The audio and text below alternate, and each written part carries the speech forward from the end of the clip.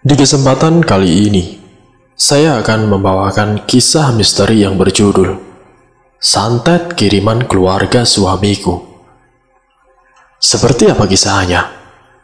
Langsung saja, mari kita simak ceritanya. Aku baru saja menikah di tahun 2016. Aku banyak berharap kepada orang yang menjadi suamiku. Berharap terlalu tinggi padanya, dan berharap tidak akan pernah sirna cinta kami. Tapi kenyataannya sangat menyakitkan. Waktu dengan sangat cepat menunjukkan siapa suami dan juga keluarganya, serta apa yang telah mereka perbuat di belakangku. Entah kenapa aku pun merasa menjadi perempuan yang sangat sial di saat itu. Aku pernah berkenalan dengannya 10 tahun yang lalu, dan aku tahu dia sempat menaruh hati pada aku. Tapi aku tidak suka dengan pria yang lebih muda. Perlahan-lahan aku menghindar, sampai akhirnya kami lost kontak, dan dipertemukan 8 tahun kemudian. Dan di saat itulah dia dengan berani mengajak aku menikah. 1 minggu di awal pernikahan, dia mendapat tugas keluar negeri. Maka aku pun tinggal sendiri di kontrakan yang jauh dari rumah orang tua aku. Awalnya tidak merasakan apa-apa, sampai ketika teman dari suamiku ini menghubungi dan meminta izin untuk tinggal di kontrakanku selama mereka tinggal di Jakarta untuk sementara. Dan dari sinilah semua terbongkar, semua terbuka, semua menunjukkan sifat aslinya. Dengan senang hati aku menerima mereka dan menampung mereka sementara di kontrakanku. Namun rupanya kebaikanku adalah awal penderitaanku. Mereka tinggal selama 1 minggu tanpa aku menaruh curiga apa saja yang mereka lakukan di dalam kontrakanku ketika aku pergi bekerja. Tidak terasa 1 minggu akhirnya mereka pamit, dan dari situlah aku mulai merasakan hawa yang luar biasa, tidak nyaman di dalam kontrakanku. Aku bukan indigo, tapi terkadang aku bisa melihat keberadaan mereka. Aku seringkali merasa ada wanita yang mengikutiku dengan berjalan merangkak ketika aku berada di dapur. Dan di dalam kamar mandi, aku merasa ada pocong yang tengah mengawasiku. Tapi aku anggap itu angin lalu, sampai aku benar-benar melihat sesosok perempuan berdiri tepat di depanku ketika aku baru saja berbaring di kasur. Aku mencoba untuk tenang dan juga mengabaikannya sampai sosok itu pergi. Tapi rupanya semua itu belum selesai, dan aku sangat sadar bahwa aku benar-benar diganggu ketika aku melihat sebuah tangan yang besar dengan kuku yang panjang hitam pekat meraih tanganku. Aku benar-benar merasa sangat ketakutan dan merasakan sesuatu yang salah. Tapi di saat itu, aku tidak memberitahukan kondisiku itu kepada siapapun, termasuk keluarga atau bahkan suamiku, karena aku takut mereka akan khawatir. Aku merasakan sesuatu yang salah karena ketika pertama kali aku menyewa kontrakan tersebut, aku sangat yakin secara hawa ruangan dan sebagainya benar-benar dalam kondisi yang sangat aman, bahkan dari keberadaan makhluk-makhluk tersebut. Namun justru teror makhluk-makhluk itu kurasakan semenjak teman dari suamiku itu menginap. Maka aku pun memberanikan diri untuk bercerita kepada pamanku yang dia memang ahli dalam hal tersebut. Namun dia hanya berkata, ada yang tidak suka padaku dan berniat menghancurkan rumah tanggaku. Tapi siapa dia? Saat itu aku teringat kepada kakak iparku, karena sebelum acara pernikahan, aku tidak tahu apa yang terjadi. Tiba-tiba saja dia melabrakku dan mengatakan bahwa semenjak suamiku mengenalku, dia membangkang dari kakaknya dan mengakibatkan mereka bertengkar sampai ibunya menangis. Aku tidak tahu masalah apa yang terjadi kepada suamiku dan juga keluarganya. Bahkan ketika aku tanyakan pada suamiku, dia tidak mau membahas masalah itu. Kuanggap masalah itu selesai, dan aku pun meminta maaf pada kakaknya, walaupun aku tidak tahu apa kesalahanku. Kini keanehan semakin sering terjadi. Aku sering merasakan sakit yang amat sangat di perut, pundak, dan juga kepala. Anehnya ini selalu terjadi, mulai dari pada asar hingga maghrib. Karena sering ketakutan dengan kehadiran mereka di kontrakan, membuatku menyengajakan sering pulang telat dari kantor. Sampai suatu ketika, paman menelponku. Pamanku tiba-tiba menelpon dan menyuruhku untuk datang ke rumahnya di Bandung. Maka Sabtu Minggu aku pun pergi ke sana. Lalu sesampainya di sana, tanpa aku minta, paman membacakanku ayat-ayat ruqyah, hingga aku benar-benar merasakan sakit yang luar biasa di sekujur badanku. Sakit yang amat sangat, hingga tanpa sadar aku menangis karena merasakan panas dan sakit yang belum pernah kurasakan. Bibiku pun berada di sampingku untuk menemaniku dan menyuruhku untuk beristighfar dan memohon ampun kepada Allah.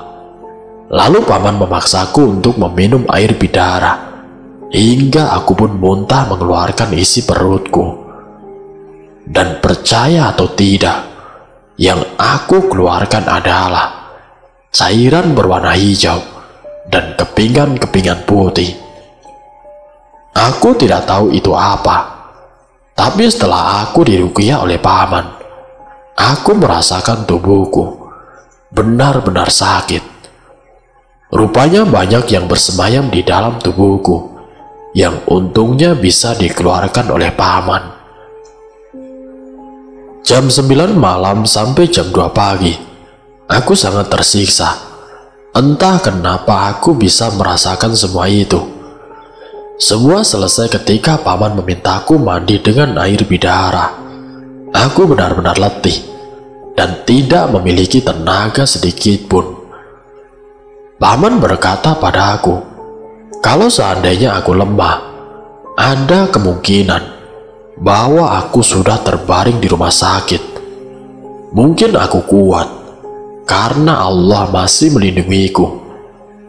Di sini yang membuatku terkejut adalah paman mengatakan bahwa semua ini akibat perbuatan keluarga suamiku yang tidak suka pada aku. Saat itu aku merasa seperti tersambar petir. Aku tidak menyangka, karena selama ini mereka sangat baik pada aku. Dan dengan kakak perempuan dari suamiku, aku berpikir bahwa tidak ada dendam di antara kami. Kenapa semua seperti ini? Aku benar-benar tidak tahu harus percaya atau tidak. Saat itu paman memutuskan untuk memberitahukan orang tuaku atas apa yang terjadi pada aku, karena menurutnya ini sudah sangat membahayakanku. Aku tidak tahu harus berkata apa dan harus bagaimana. Aku tidak ingin suamiku ada di saat seperti itu, tapi aku tidak tahu bagaimana reaksinya jika hal itu diketahui olehnya. Aku masih diam hingga esoknya ibu mertuaku menelponku. Saat itu aku merasa takut. Teringat akan rasa sakit yang aku alami di sekujur badanku saat aku diruqyah. Tapi aku memberanikan diri mengangkat telepon itu. Nadanya terdengar biasa. Ia menanyakan kabarku karena sudah sebulan aku tidak datang ke rumah. Aku mengangkat telepon dari ibu mertuaku. Di ujung telepon sana, nadanya terdengar biasa. Ia menanyakan kabarku karena sudah sebulan aku tidak datang ke rumah. Biasanya aku selalu pergi ke rumah mertuaku di awal bulan dan menginap di sana, seolah itu rumahku sendiri. Aku menganggap mereka orang tuaku. Aku menganggap kakak-kakak suamiku adalah keluargaku. Aku selalu menanyakan apa kebutuhan ayah dan ibu mertuaku. Jika mereka butuh sesuatu, maka biar aku yang menyediakannya, karena mereka sudah tua, dan aku tidak mau mereka pergi sendiri keluar mencari kebutuhan. Karena sebelumnya suamikulah yang memenuhi kebutuhan mereka. Maka ketika suamiku tidak ada, aku berusaha menggantikannya. Tapi apa yang tampak di depan mata tidak selalu sesuai dengan yang ada di belakang. Karena sudah ditanyakan seperti itu, hari itu aku memberanikan diri untuk datang ke rumah mertuaku. Usai aku pulang bekerja, ibu mertuaku bilang kakak ipar perempuan akan menemaniku. Karena dia bilang pacarnya yang baru saja jalan-jalan dari luar negeri memberikan aku oleh-oleh kalung mutiara. Dengan dada berdegup kencang, aku masuk ke dalam rumah. Setelah sebelumnya aku meminta tolong kepada temanku untuk menelponku segera jika aku meminta. Aku bercerita kepada temanku masalah yang aku hadapi. Maka aku berpesan untuk segera menelponku jika aku mengirimkan chat WA sebagai tanda sinyal kalau aku dalam bahaya. Berhubung saat itu bertepatan dengan momen awal Ramadan, aku pun mencoba meminta maaf kepada mereka. Apapun kesalahanku, aku berharap mereka akan memaafkanku dan tidak melakukan hal yang aneh-aneh seperti itu. Namun semua itu tidak dapat kuduga. Aku benar-benar merasakan bahaya ketika kakak ipar perempuanku menyodorkan sebuah kalung yang ia bilang sebagai hadiah dari pacarnya, yang di awal katanya kalung mutiara. Tetapi itu hanya kalung dengan bandul yang hitam dan tali kalung seperti tali yang dipakaikan kepada hewan peliharaan kucing ataupun seekor anjing. Karena aku memiliki kekurangan, yaitu keturunan dari ayah, maka aku pun bisa merasakan perasaan yang tidak enak ketika aku memegang kalung yang disodorkan kepada aku. Perasaanku tidak enak sama sekali.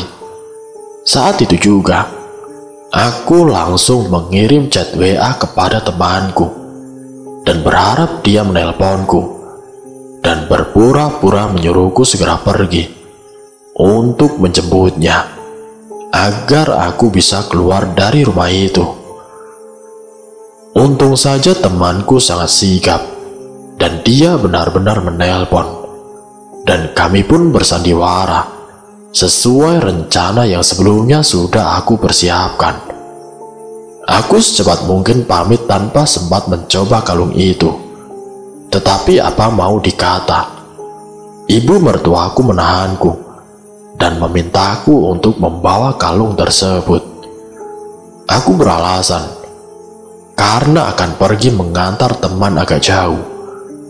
Maka biarkan kalung tersebut disimpan dulu oleh beliau. Aku beralasan takutnya hilang jika aku bawa. Namun ternyata ibu mertua dan juga kakak iparku terus memaksaku, dan aku dengan berbagai cara berusaha untuk terus menolak. Karena merasa tidak berhasil membujukku untuk mengenakan kalung itu, akhirnya ibu mertuaku memaksaku membawa air minum untuk bekal di jalan. Kali ini aku pun menerimanya, tapi aku sudah sangat berhati-hati dan tidak mau terjadi lagi sesuatu yang aneh di dalam diriku nanti. Maka ketika dalam perjalanan pulang, aku membuang air tersebut. Sebelumnya paman juga sudah berpesan untuk tidak lagi memakan dan minum apapun pemberian dari mereka. Di dalam perjalanan pulang, aku sedih dan menangis. Kenapa mereka begitu jahat pada aku? Kenapa mereka ingin mencelakaiku? Apa salahku? Aku sudah berusaha sebaik mungkin agar diterima di keluarga mereka, tapi mereka begitu sangat ingin mencelakaiku. Maka aku sangat yakin bahwa apa yang dikatakan pamanku semuanya memang benar. Sampai aku benar-benar ingin suamiku segera pulang menemaniku. Aku ingin dia di sini ketika aku merasakan kekhawatiran. Aku ingin dia setidaknya memberikan aku kekuatan untuk menerima semua ini, menerima kenyataan yang tidak aku inginkan. Aku ingin bertanya kepada keluarga suamiku, apa salahku hingga mereka berniat membuatku menjadi sakit? Atau apakah mereka berniat akan membunuhku secara perlahan? Semua tanda tanya itu hadir dalam kepalaku, dan aku tidak dapat lagi mengendalikan emosiku. Hingga akhirnya aku pun bercerita kepada suamiku tentang apa yang terjadi pada aku. Tapi aku mengatakan bahwa hal itu dialami oleh temanku. Aku ingin tahu apa pendapatnya jika hal itu terjadi pada aku. Aku juga tidak bisa memberitahukan yang sebenarnya. Aku takut menyakiti hatinya jika ia tahu bahwa keluarganya berniat menghancurkan rumah tangga kami. Saat itu pamanku menyarankan diriku untuk membersihkan semua bagian kontrakan yang aku tempati. Cari di setiap sudut apapun yang mencurigakan. Aku pun melakukannya, ditemani orang tua dan juga adikku. Tahukah apa yang kami temukan? Ya, bungkusan kain kafan kecil-kecil berada di atap tempat kamarku. Ruang dapur memiliki ventilasi atap yang bisa dimasuki oleh satu orang dengan memanjat tembok. Adikku melihatnya dan berniat mengambilnya, tapi dilarang oleh pamanku. Karena siapapun yang memegang barang tersebut akan menjadi korban santet selanjutnya, bahkan sulit untuk disembuhkan. Kami terdiam. Maka paman sendiri yang menginformasikan bahwa dialah yang akan mengambil barang tersebut ketika di tengah-tengah Ramadan. Ia sangat yakin jika dalam bulan Ramadan ini kekuatan setan akan menjadi lemah. Setelah semua kain kafan yang berada di atap kamarku diambil, paman membawanya ke Bandung, lalu ditaruh di lapangan terbuka dan kelilingi dengan air bidara dan lalu dibakar. Saat itu keanehan terjadi. Kami semua mendengar suara tawa kuntilanak, dan dalam hitungan detik semua lampu di rumah paman sampai beberapa kontrakan di dekat lapangan tempat kami membakar kain tersebut langsung padam total. Kami memastikan itu bukan mati lampu, karena mati bersamaan dengan datangnya suara tawa yang kami dengar. Aku, Om, dan juga Bibi Semua sangat ketakutan. Tapi di saat itulah, seluruh rasa sakit di badanku menghilang, bersamaan dengan dibakarnya temuan kain kafan itu. Aku bertanya kepada paman, siapa yang menaruh barang-barang tersebut di dalam kontrakanku? Paman pun hanya menjawab, siapa yang sebelumnya menginap di kontrakanmu dalam sepekan terakhir, maka dialah pelakunya. Tahukah siapa yang menginap di kontrakanku? Ya, tidak ada yang lain selain teman-teman dari suamiku, beserta istri dan anaknya, yang meminta untuk tinggal di kontrakanku selama di Jakarta. Ya, merekalah pelakunya. Aku hanya terdiam. Aku tidak melakukan tindakan apa-apa terhadap mereka. Aku juga tidak tahu apakah mereka bekerja sama dengan keluarga suamiku atau tidak, mengingat bahwa teman suamiku ini memang sudah dianggap keluarga oleh mereka. Tapi aku sudah tidak tahan lagi untuk menutupi semuanya. Maka aku pun bercerita kepada suamiku, masih dengan seakan-akan ini adalah kejadian yang menimpa orang lain. Namun suamiku entah mengapa, dia amat yakin bahwa hal itu yang terjadi pada aku, bukan kepada temanku. Kami bercerita melalui telepon, dan itu pun ketika dia ada waktu senggang di antara pekerjaannya. Ia selalu sempatkan berkomunikasi denganku. Ia telah mengetahui apa yang aku coba tutupi, dan dia berkata dengan nada yang sangat yakin bahwa ini semua adalah perbuatan kakak perempuannya. Aku terdiam. Aku sangat ingin meminta perlindungannya. Tapi kemudian aku tahu apa yang aku lakukan dan apa yang aku harapkan adalah salah. Ketika aku meminta ia untuk bertindak tegas kepada kakaknya, maka apa yang aku harapkan adalah hal yang menyakitkan. Ketika ia bilang bahwa ia akan kembali ke Indonesia dan berjanji pada aku untuk menyelesaikan masalah kami. Aku sempat sangat berharap suamiku memiliki ketegasan.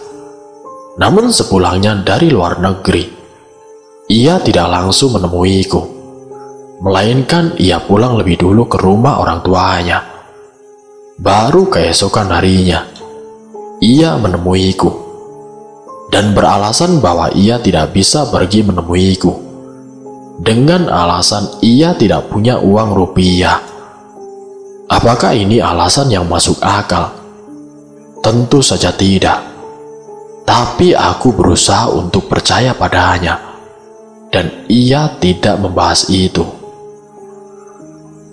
Kini 1 minggu kami tinggal bersama, dan kami pun mulai sering bertengkar.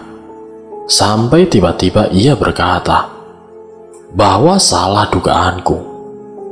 Kakak perempuannya serta temannya itu tidak melakukan apa-apa pada aku. Kenapa? Kenapa justru suamiku yang kuharapkan akan membela dan juga melindungiku, justru kini melawanku dan membela kakaknya? Bahkan ia terus menekanku dengan mengatakan bahwa kalung yang awalnya ingin diberikan pada aku, kalung mutiara asli, bukan kalung untuk keperluan lain.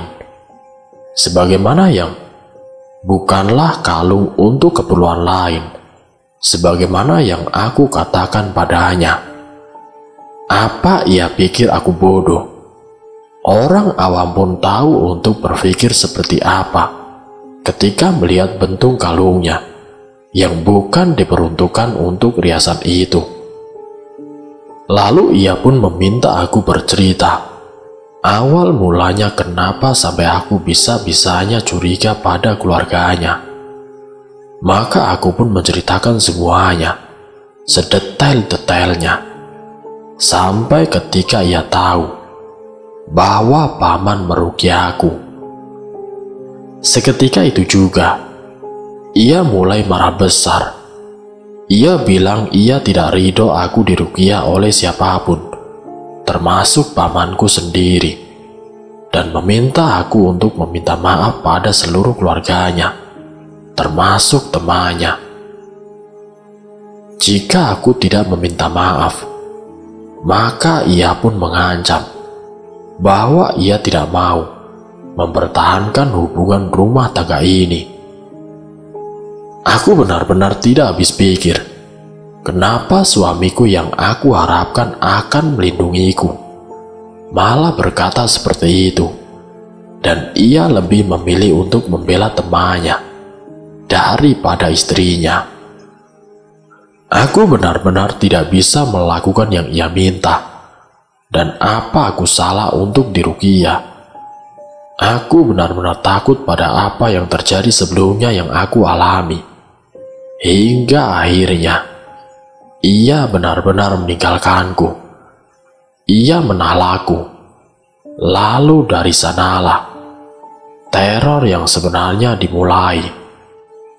Mamaku memintaku untuk kembali ke rumah dan tinggal bersamanya. Ia khawatir terjadi sesuatu lagi pada aku. Dan benar saja, apa yang dikhawatirkan mamaku terjadi lagi pada aku. Setiap tengah malam, aku merasakan atap kamarku diinjak oleh makhluk yang besar, seolah ia berjalan di atap rumahku. Setiap kali aku pulang bekerja, selalu ada sesosok perempuan yang ikut denganku. Berhari-hari ia menempel di belakangku dan tidak mau pergi. Pernah suatu hari aku pulang bekerja dengan menggunakan jasa ojek online. Entah driverku dia indigo atau memang memiliki kekurangan. Dia mengatakan padaku bahwa ada yang mengikuti kami sejak pertama aku menaiki motor. Makhluknya juga tidak cuma satu. Ada perempuan, gendruwo, dan juga wujud anak-anak. Di saat keadaan semakin tidak kondusif seperti itu, aku memutuskan kembali ke rumah paman. Di saat itulah, ia membuka semua yang terjadi pada aku. Bahwa sejak awal, suamiku mendapatkan aku dengan cara yang tidak baik. Ia rupanya menggunakan jasa dukun.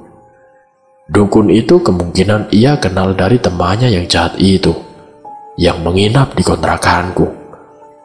Medianya kemungkinan berasal dari fotoku.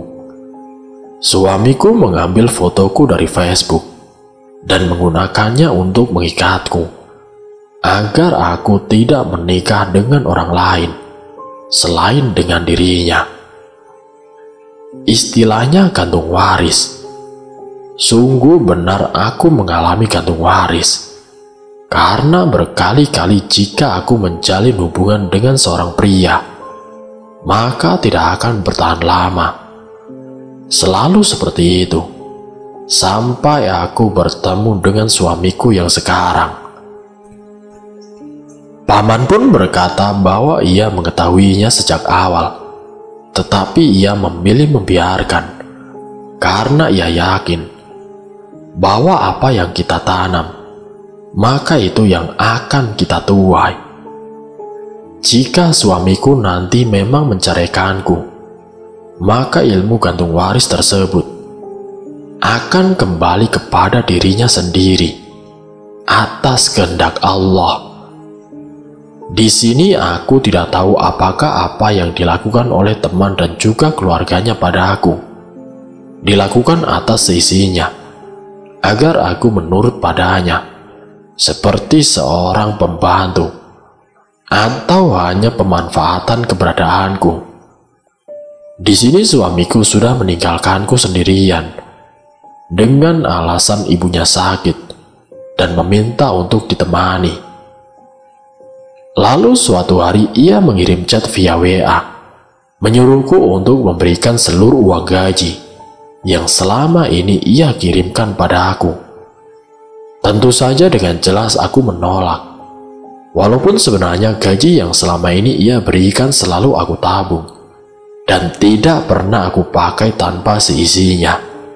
Bahkan ketika ia dinas ke luar negeri, segala kebutuhan pribadiku menggunakan gajiku sendiri. Tapi aku merasa ia sudah sangat keterlaluan, sehingga aku mengelak dan mengatakan jika uang yang ia berikan kini telah habis untuk kugunakan berobat selama aku sakit. Ia pun marah-marah dan menalak diriku melalui via WA. Benar sekali bahwa jangan kita menilai orang dari sholat dan puasanya saja, tapi nilai orang dari tanggung jawabnya. Suamiku orang yang selalu taat sholatnya, selalu rajin ke masjid, tapi ternyata ia bisa berlaku sedemikian pada aku. Ketika aku meminta ia untuk mengembalikanku dengan baik-baik kepada orang tuaku, ia tidak mau dan langsung pergi begitu saja, setelah sebelumnya memblokir nomorku. Cobaan pun datang kembali ketika aku sadar bahwa aku tidak menstruasi 1 bulan ini, dan ketika aku memeriksa ke dokter, aku dinyatakan positif hamil. Di saat itulah aku benar-benar kalut. Aku juga sempat bertengkar dengan ibuku. Dia sempat menyalahkanku karena salah memilih pasangan hidup, yang sebenarnya sejak awal ibuku kurang suka dengan suamiku. Aku sempat pergi dari rumah. Aku duduk diam di dalam stasiun.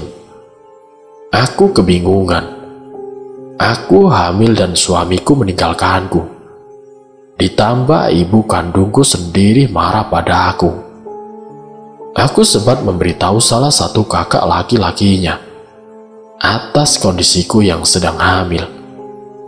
Tapi balasannya bahwa mereka tidak percaya pada aku. Aku pun pergi masuk ke stasiun kereta dan duduk diam di sana hingga jam 11 malam. Sempat aku berpikir hal negatif.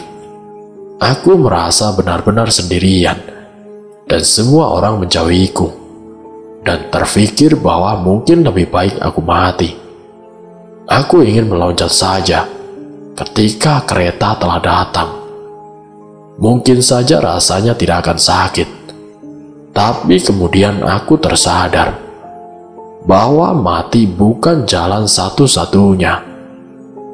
Bagaimana dengan anak ini, yang bahkan dia baru hidup 1 bulan di dalam rahimku sendiri? Ketika itu temanku menelpon dan lalu menanyakan keberadaanku. Rupanya pamanku yang memang mengenal salah satu teman dekatku menghubunginya untuk meminta bantuan mencari aku yang tidak kunjung pulang. Saat itu aku putuskan untuk menerima takdirku yang seperti ini dan kembali ke rumah. Tidak lama surat panggilan agama telah datang dengan keterangan suamiku meminta cerai dengan alasan-alasan yang sama sekali tidak pernah aku lakukan. Aku pun datang ke pengadilan, tapi sejak awal pengadilan hingga akhir, ia tidak pernah datang sama sekali. Maka sidang pun dibatalkan. Rupanya suamiku ingin menggantung status perkawinan kami. Sementara aku pun berfokus dulu pada kehamilanku. Sangat sulit rasanya hamil sendirian dengan keadaan tanpa suami, ditambah dengan teror yang tidak kunjung usai. Sangat sulit rasanya hamil sendirian dengan keadaan tanpa suami. Kontrol kandungan pun aku lakukan rutin setiap bulan sendirian, tanpa ada yang mendampingiku. Aku harus kuat, karena ini demi anakku. Hingga singkat ceritanya, aku pun melahirkan tanpa adanya suami. Entah dia ada di mana. Ketika hamil pun, keluarga mereka masih tidak berhenti menggangguku. Suatu ketika aku hamil di usia 8 bulan. Aku terbangun jam 12 malam. Lalu pintu kamarku yang memang tidak pernah aku tutup berhadapan dengan ruang tamu yang lampunya dalam keadaan mati. Di sana aku melihat satu sosok besar hitam dengan mata merah menyala dan taring yang panjang di kedua mulutnya. Ia semakin lama semakin mendekat ke arahku. Kubacakan ayat kursi dan juga Al-Fatihah. Aku mencoba berkomunikasi padanya dalam hati, sambil bertatapan mata dengannya. Aku meminta ia untuk pergi, dan ia hanya menggeram. Lalu ku minta ia pergi untuk kedua kalinya. Dan geramannya semakin kencang, hingga aku pun merasa takut, karena aku sedang mengandung. Aku membacakan ayat kursi, mencoba membaca dengan tenang, dan ku minta kembali agar ia pergi. Awalnya ia tidak mau pergi, karena jika ia kembali, ia akan dihukum oleh dukun yang mengirimnya. Lalu aku meminta ia pergi ke tempat lain. Lalu ia pun pergi. Tapi aku tidak tahu kemana ia pergi. Wallahu a'lam. Sekarang setelah anakku lahir, aku putuskan untuk menggugat cerai suamiku. Karena sudah 1 tahun ia tidak memberikan nafkah pada aku. Demi kebaikan anak ini, mungkin kelak aku nyatakan bahwa ayahnya sudah meninggal. Ketika anakku bertanya, aku tidak akan mempertemukan mereka. Biarlah jika aku berdosa. Aku tahu suamiku mencari-cari keberadaanku dan juga anakku. Dia menghubungi nomor bibiku dan meminta untuk tidak menghalang-halanginya untuk bertemu dengan anaknya. Tapi semua terlambat. Aku tidak akan kembali padanya. Aku tidak mau hidup dengan rasa terancam, karena bisa saja keluarganya nanti juga akan mencelakai anakku. Dan itu terbukti ketika anakku berusia 1 bulan. Hal yang menjadi kekhawatiranku terbukti ketika anakku berusia 1 bulan. Kebetulan paman datang ke rumah orang tuaku dan melihat anakku yang menangis terus-menerus. Seketika itu ia menggurat pelan anakku dengan membaca doa ruqyah. Salah satu yang dibacakan berulang-ulang adalah ayat di surah As-Saffat. Seketika itu juga, tiba-tiba muncul rambut-rambut hitam dari kulit anakku. Selain itu ada juga pasir hitam dan duri bambu yang bisa kita temukan di pohon bambu, yang kalau kita pegang rasanya akan gatal. Itu semua muncul dari bayi kecilku. Hatiku sangat sedih. Anak 1 bulan yang tidak mengerti apa-apa dan masih suci ini, kenapa jadi sasaran mereka? Tidak cukupkah mereka menghancurkan hidupku dan kini merembet ke anakku satu-satunya? Pamanku mencoba membesarkan hatiku. Ia bilang anak kecil tidak akan bisa disantet karena ia memiliki 4 malaikat pelindung. Namun tetap saja aku menangis. Apa salah anakku? Ia bahkan tidak tahu apa-apa mengenai apa yang terjadi. Dan suamiku, kenapa ia tega berbuat begitu pada anaknya. Walaupun mungkin ia lakukan agar si anak rewel dan agar aku mengemis padanya untuk kembali pada aku. Tapi ini sangat keterlaluan, hingga mengorbankan anaknya sendiri. Mungkin penceraian memang jalan satu-satunya agar kami bisa terlepas dari belenggu yang mereka buat. Selama kehamilan hingga kini, aku masih melihat berbagai macam makhluk, dari perempuan sampai jin yang mereka kirimkan ke rumahku. Ditambah kakiku sekarang telah pincang karena paman berkata mereka menabur sesuatu di dekat kantorku. Jadi ketika aku melewatinya, maka sihir yang diberikan oleh dukunya akan langsung menimpaku. Kakiku sangat sakit, seperti diikat oleh tambang. Aku bahkan pernah merasakan ditarik oleh sesuatu saat aku tidur.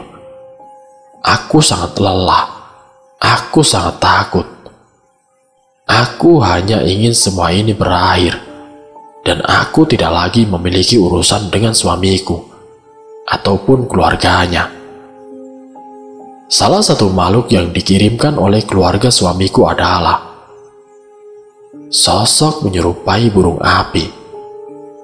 Paman sempat melukiskannya. Ukurannya besar dan tinggi, bahkan melebihi atap rumahku. Sosok itu dikirimkan ke rumahku ketika aku memberitahu keluarganya bahwa anakku telah lahir, dan tidak beberapa lama muncul keganjilan pada anakku. Ia selalu menangis jika ku bawa ke kamarku. Beberapa waktu yang lalu, ketika aku bergantian menjaga anakku dengan ibuku, dari depan rumah, ibuku mendengar tawa kuntilanak yang cukup nyaring. Akhirnya anakku terus-menerus menangis dan tidak tidur selama 2 hari, hingga menjadi sakit. Merasa rumahku tidak lagi aman, maka langsung aku titipkan ke rumah kerabatku, dan aku merahasiakannya dari suamiku. Aku tidak ingin lelaki itu mengetahui di mana anakku tinggal sekarang. Hal lain yang membuat aku semakin sedih adalah anakku tidak pernah mau jika aku gendong. Paman berkata selalu ada makhluk yang mengikuti di belakangku. Maka anakku pun tidak mengonsumsi ASI sama sekali, karena jika aku yang menggendong, ia langsung menangis dengan keras. Mungkin Anda yang bertanya, kenapa keluarganya sebegitu berniat mencelakaiku? Kemungkinan besar adalah karena harta. Suamiku adalah anak bungsu, namun juga menjadi tulang punggung keluarga. Kakak-kakaknya belum ada yang menikah, dan keluarganya sering hidup dengan mewah. Kehadiranku bagai ancaman bagi keluarganya, bahwa aku akan mengambil sumber kemewahan mereka. Dan beginilah keadaanku sekarang, mengasuh seorang buah hati yang bahkan tidak diakui oleh ayah kandungnya sendiri. Namun biarlah aku bertahan. Aku yakin akan ada saatnya pertolongan Allah akan datang padaku. Yang kubutuhkan adalah bersabar dan menjalani apa yang ada. Itulah kisahku. Semoga dari kisahku ini bisa menjadikan pelajaran untuk kita semua. Wassalamualaikum warahmatullahi wabarakatuh.